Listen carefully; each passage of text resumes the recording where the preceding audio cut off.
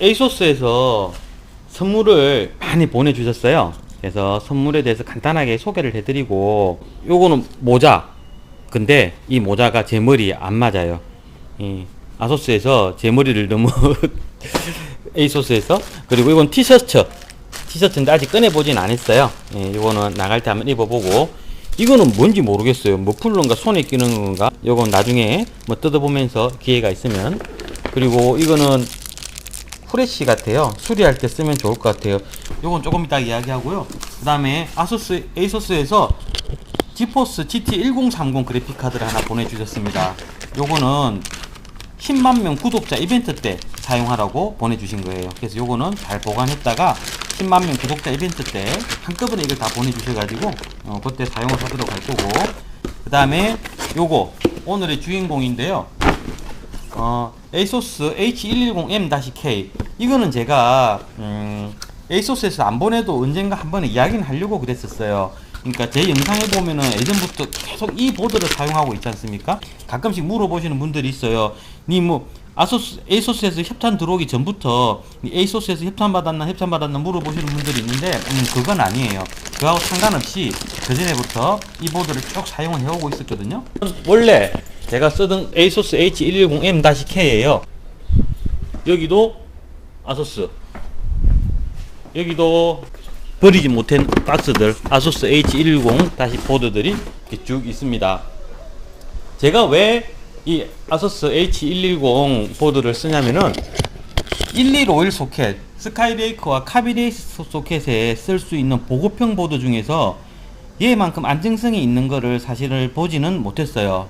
스카이레이크 시절부터 이 보드를 쭉 써왔는데 뭐 50장, 100장 이상을 써왔겠죠? 초기 분량은 아직 저는 한 번도 만나보지를 못했어요. 물론. 네, 안녕하세요. 예. 얼마 전에 손님 영상 찍을 때 손님이 이제 사가시고 오신 부품에 보드 분량이 있었는데 그게 이제 초기 분량인지는 사실은 뭐 약간 애매한 상태기는 했어요. 기본적으로 메모리는 16기가짜리 두 개가 인식이 되고, 두 번째는 여기 포트가 키보드 마우스 포트가 아직도 PS2 포트가 두 개가 다 달려 있는 거. 그러니까 관공서 같은 경우에 지금 USB 키보드나 마우스를 아예 사용 못하는 그런 경우들도 있어요. 그런 경우라든가 이제 KVM 스위치를 쓴다거나 처음에 부팅할 때, 세팅할 때 USB가 안 먹는 그런 경우, 그 다음에 윈도우 7으로 이 보드를 가지고 세팅을 할 때 그런 경우에는 꼭 PS2 포트가 있어야 돼요. 근데 PS2 포트가 있다고 해가지고 USB 포트가 작냐 하면 또 그것도 아니에요. USB 포트도 뒤쪽에 6개가 있거든요. RGB하고 DVI 두 개가 다 없는 경우가 있어요. 하나만 있는 경우가 있는데 얘는 아직도 그래도 고맙게도 RGB 포트가 아직 살아 있어줘요. 물론 HDMI 포트는 없어요. 이제 그런 부분은 조금 아쉽긴 하고, 그리고 얘가 랜카드라고 해가지고 요 랜카드를 보호해주는 기능에 조금 다른 데보다 조금 더 신경을 많이 썼습니다. 물론 아쉬운 부분도 있어요. 어떤 거냐면은 USB 전면 리더 포트가 하나밖에 없어요.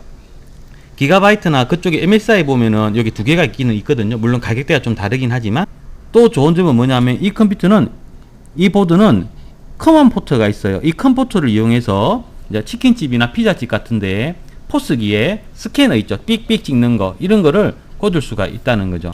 하지만 물론 전에 보여드렸던 MSI 250 보드하고 다르게 이 뒷면이 날카로운 부분들이 있죠. 이런 부분들은 뭐 아쉬운 부분이긴 해요. 근데 이런 입문형 파리가 이런 이제 보급형 보드에서 그런 것까지 기대하게 되면은 가격 자체가 보급형이 되지 않고 중급형으로 올라가 버리게 되겠죠. 뭐 메모리하고 CPU 쪽에 과전압 방지 기능이라든가, 그 다음에 정전기 방지 기능, 그리고 오디오 쪽에 좀 특화된 기술이 있긴 있지만 그런 것들을 다 차지하고 제가 에이소스를 쓰는 이유는 안정성 때문입니다. 특히 초기 안정성. 여기에다가 뭐 i7 7700을 꼽는다고 해서 작동을 안 하는 것도 아니고, 물론 오버클락 쪽에는 좀 문제가 있을 수 있어요. 그러니까 어떤 경우에는 이럴 수도 있어요. 그러니까 보드 쪽에서 비용을 좀 아끼고 그래픽이나 CPU 쪽을 좀 강화하는 거, 그런 것도 뭐 SSD를 강화한다거나 그런 것도 방법일 수 있거든요. 그래서 초보자용이나 입문용, 뭐 입문용이라고 해서 높은 게임이 안 들어가는 건 아니지만 입문용이라고 하니까 표현이 좀 이상하긴 하지만 좀 저렴한 보드를 중에서 고민하신 분이면은 뭐 이 보드도 나쁘진 않다고 생각이 해요. 그리고 요거 아까도 말씀드렸지만 요거는 이벤트용 선물. 이건 제 옷입니다. 이벤트용이 아니고 아소스에서 입어보라고 보내주신 거라 그렇게 할 거고, 요거는 다음에 구독자 이벤트 3차 이벤트 때 선물로 제공하도록 하겠습니다. 네, 감사합니다.